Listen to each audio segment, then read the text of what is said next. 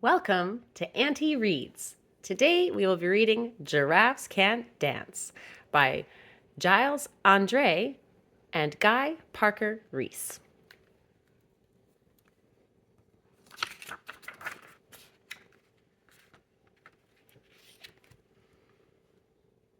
Gerald was a tall giraffe whose neck was long and slim, but his knees were awfully crooked and his legs were rather thin.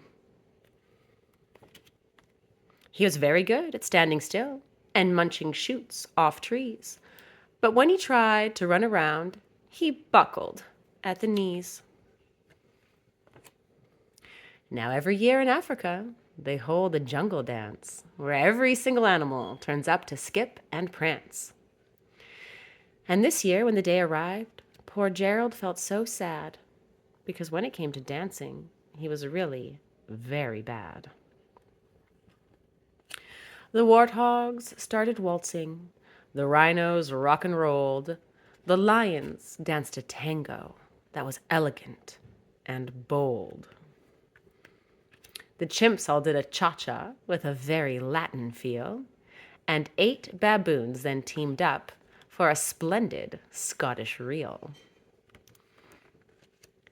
Gerald swallowed bravely as he walked toward the floor, but the lions saw him coming, and they soon began to roar. "Hey, look at clumsy Gerald," the animals all sneered. "Giraffes can't dance, you silly fool. Gerald, you're so weird." Gerald simply froze up. He was rooted to the spot. "They're right," he thought. "I'm useless. Oh, I feel like such a clot." So he crept off from the dance floor and started walking home. He'd never felt so sad before. So sad and so alone.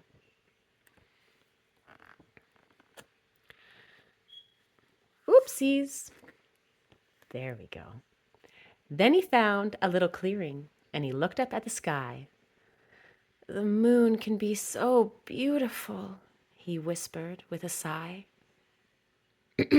"Excuse me," coughed a cricket who'd seen Gerald earlier on. "But sometimes when you're different, you just need a different song." "Listen to the swaying grass and listen to the trees. To me, the sweetest music is those branches in the breeze. So imagine that lovely moon is playing just for you. Everything makes music, if you really want it to." With that, the cricket smiled and picked up his violin. His hooves had started shuffling, making circles on the ground. His neck was gently swaying, and his tail was swishing round. He threw his legs out sideways, and he swung them everywhere. Then he did a backward somersault and leapt up in the air. Gerald felt so wonderful, his mouth was open wide. "I'm dancing! Yes, I'm dancing! I'm dancing!" Gerald cried. Then one by one, each animal who'd been there at the dance arrived while Gerald boogied on and watched him, quite entranced. They shouted, "It's a miracle! We must be in a dream! Gerald's the best dancer that we've ever seen!" "How'd you learn to dance like that? Please, Gerald, tell us how." But Gerald simply twirled and finished with a bow. Then he raised his head and looked up at the moon and stars above. "We all can dance," he said, "when we find music that we love." That's the end. Thanks for joining us for Auntie Reads. Until next time.